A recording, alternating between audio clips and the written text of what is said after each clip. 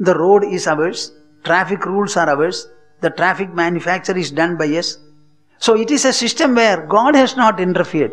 You have made the roads, you have made the vehicles, and you are operating the vehicles under the traffic rules administered by you.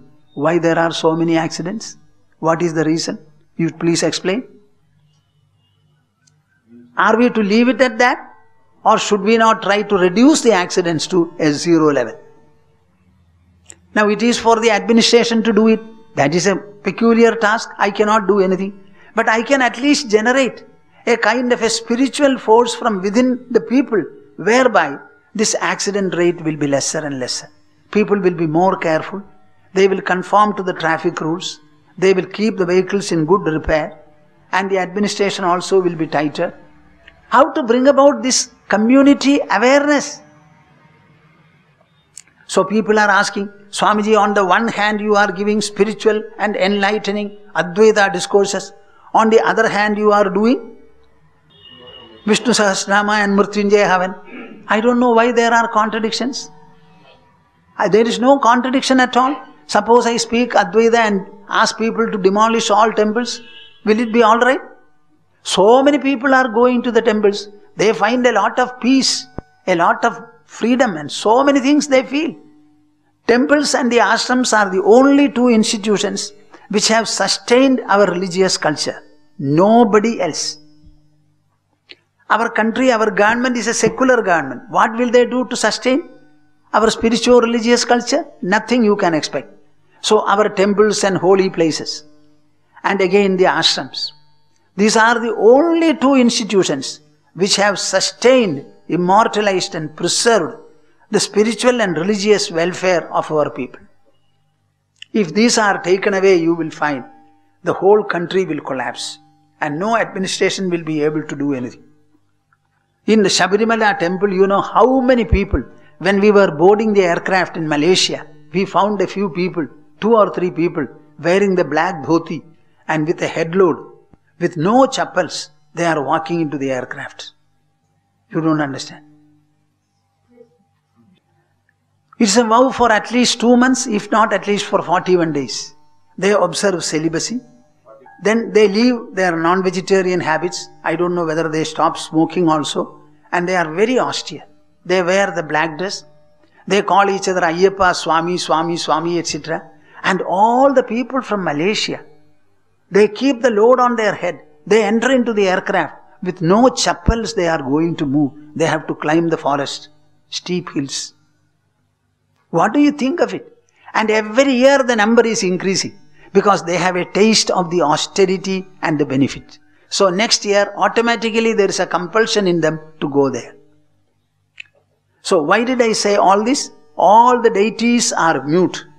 And in reality, Tacha Atmane Pratimukhasya Yatha Mukhashrihi. Then how is this worship going on and how it is going to benefit the practitioner or worshipper? Because all worship, though addressed to an external, infinitely distant God, is really an exercise done by us and it is for our benefit. Just like you stand in front of a mirror, you look at your own reflection, you cannot see your face, so you need the mirror to see your face, and looking at the face, where is it falling? It is falling on our cheek. It falls on our forehead. Exactly in the same manner, all forms of worship are directly beneficial to the devotees. God is cleverly used as an intermediary for the purpose. You use a walking stick. You know, when I explain in this manner, Kerala is a state where predominantly the leftist party's rule is there. They have been ruling. So when I give this explanation, they like me very much.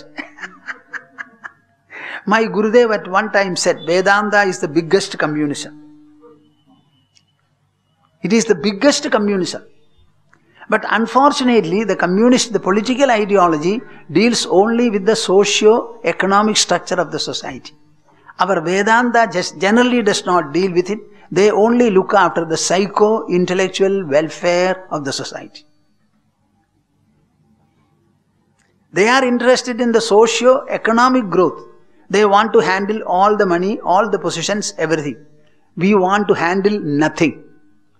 But we want to penetrate into the mind and heart of people and bring about reformation and refinement there, as a result of which the psycho-intellectual welfare of the individual, the family and the society will be ensured. This is the difference between us. So whenever I speak, the Kerala, the leftist party, they have great respect and regard for me. I criticize them. In Shabarimala, so many people died and they were not able to manage the crowd. And most of the people who died, or maybe all of them, are from outside Kerala. So I said, you are appointing only Kerala police who talk Malayalam. These people do not know Malayalam. They come from Tamil Nadu, Karnataka, Andhra and other places. So why don't you have police from those regions to talk to that crowd? Otherwise, how can you manage them? And on a very auspicious day, Makara Sankrama day, can you imagine 200, 300 people are dying and who have come there only to see the Lord and get blessed by the glance. And we are making it a place for massacre. What is this? So there is a lot to be done. We should understand it. So have I completed my statement or it is incomplete? See, I said the deity is mute, yet the worship is there. The worship is not at all meant for God. It is meant directly to benefit you. But you cannot adore yourself or praise yourself, so you are praising God. But the praising and uttering words are coming from your mind. Though you are speaking about the glories of God, they come from your mouth, they come from your mind. So the glories are implanted in your mind and you become glorious if you do the worship properly. Am I clear? No. Confusion hai kya? Naivatmanah prabhurayam nijalabhapurno manam janat avidushah karuno vrinide yadyajjano bhagavate vidadhitamanam tachatmane pradimukhasya yatha mukhashri. That little Prahlada, 7-year-old Prahlada, folding his hands, standing before Narahari, he praises him with 43 verses.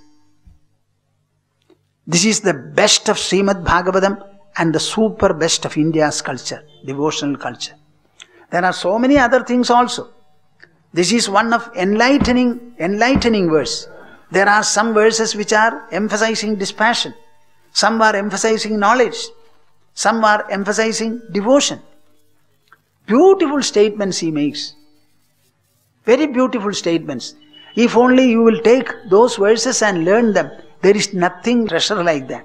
So beautiful. And Srimad Bhagavata is noted for so many metaphysical praises of this kind. Swamin namaste nataloka bandho. Swamin namaste nataloka bandho.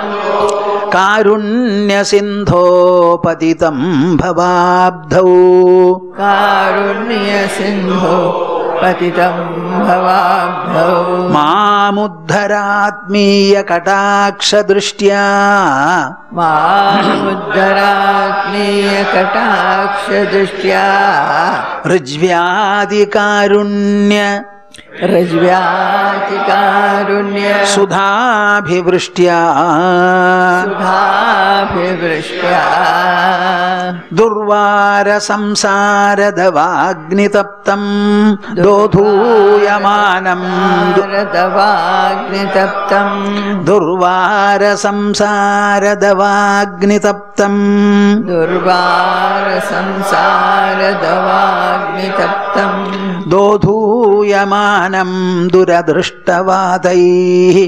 Dodhuyamanam duradrishtavadaihi. Bhidam prapannam parivahi mrityoho. Pītam prapannam paripahi mrityoho Sharanyamanyad yadaham na jane. Sharanyamanyad yadaham na jane Sharanyamanyad yadaham na jane. Sharanyamanyad yadaham na jane. After all, a seeker of truth is not a fool. This you should understand. If anybody has the good sense to seek the supreme reality, Brahman or the great Almighty, don't think that he is of a poor intelligence. The very conclusion that I have to seek the supreme reality in the world in order to fulfill my life, that conclusion is not a very ordinary one. So when he goes and prostrates before the Sadguru, expressing his need, I think it's a very, very rare and excellent occasion in life. This spiritual submission arises from a deep inquiry of the mind and heart. And such inquiry does not generally occur to people. Anyone who feels prompted, persuaded, compelled and led by such an inquiry, he cannot be an ordinary man. So his personality dimension will be very high and he will be a man of great quality. May not be he is in terms of literature, education, etc., he may not be very high. But this kind of an inquiry comes from a very great qualitative heart and intelligence. He said, I am approaching you. I prostrate before you and cast your merciful glance, he says. Why? He has got his own explanation. Durvara samsara devagni taptam dodhuyamanam duradrishtavadaihi bhitam prapannam paripahi mrityoho sharanyamanyad yadaham na jane. I don't find anybody in this world before whom I can seek refuge. What do you say about it? Have you come to such a decision in your life? We are all born in a very good family of a set of parents. They have loved us, looked after us. All the merits that we have practically come from our birth and also the environments that followed it. Both have been provided by the parents. So there is a lot of indebtedness that the child has, a son or a daughter has towards the parents. Suppose he finds himself intelligent, this intelligence also has been bequeathed to a very large extent by the parents. Being so, he now comes up to say that I don't find anybody in this world before whom I can seek refuge. What a great statement is this. What a lofty conclusion is it. It is not something very easy. And he has his own reason. I told you that we always liken our worldly life with a journey in the endless oceans. If we fall, as I said, upon the earth, the body will be available. Somebody will pick it up. But suppose we fall in water, we will go down. And nobody will be there anywhere at all. That kind of a feeling he has. Durvara samsara davagni taptam dodhuyamanam duradrishtavadaihi bhidam prapannam paripahi mrityoho sharanyam anyat yadaham na jane. Durvara samsara davagni taptam. Just see the manner in which it is described. I am constantly being scorched. One is that it is a journey in water. Another illustration he gives is that he is in the midst of a wildfire. Durvara samsara davagni taptam. I am being scorched, burnt. My body is blazing because of a huge wildfire. Davagni taptam. What is that fire? Samsara agni. The life in the world, worldliness or worldly life, itself is acting like a huge wild forest fire. Samsara dava agni. It is extensive on all the four sides. It's all burning and scorching, burning and scorching. Even a fire brigade engine cannot come near. They will always keep away. Samsara davagni taptam durvara. Durvara means it is unable to prevent. It is impossible to prevent it, escape from it. Dodhuyamanam duradrishtavadaihi. You know, whenever fire is ablaze, you will find wind rushes there. It is because of the atmospheric air pressure and other factors. They are very good friends, fire and wind. So from all the sides, Dodhuyamanam duradrishtavadaihi. I am being shaken by very violent and adverse winds. Dodhuyamanam duradrishtavadaihi. So what is my state? Bhidam prabannam paripahi mrityoho. Any moment I may die now.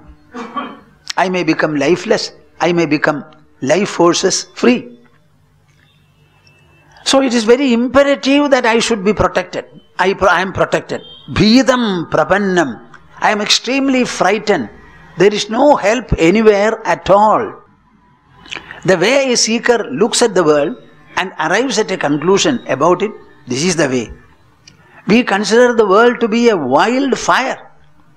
Through all the senses, our body is being scorched. By sights through the eyes, by sounds through the ears, by smell through the nose, by taste through the tongue, and by touch through the skin. We are being scorched. You know, every time you interact with this world, the power of the senses is being corroded. Am I clear? The more and more you see, the power of the eyes to see is getting lesser and lesser and lesser. The more and more you eat, the same happens to the tongue, teeth, gum, etc. So living in this world, when looked at and evaluated in a proper manner, is actually wearing and tearing us. Bhidam prabannam. So I am immensely, greatly frightened. So I have come seeking refuge under you. Prabannam paripahi mrityoho. Any moment death may come.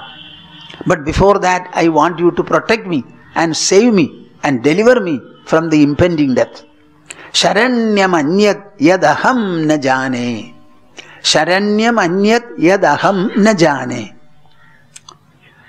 I don't find anybody in this world to give me any help, succour or timely protection. It is true that I am born of my parents. Maybe I have brothers and sisters. Maybe I have a family, my own children. But none of them is capable of protecting me from this impending death. This is the way a true seeker approaches the Guru. Then what will he do? He will go and catch hold of his hand and shake hands with him. What will be his attitude? His attitude will be one of extreme humility and humbleness. Bhidam prabannam paripahi mrityoho sharanyamanyad yadaham na jane. Can you imagine this? We are all born in our respective families. Our heredities are different. And there are people born with a silver spoon, platinum spoon, golden spoon, etc.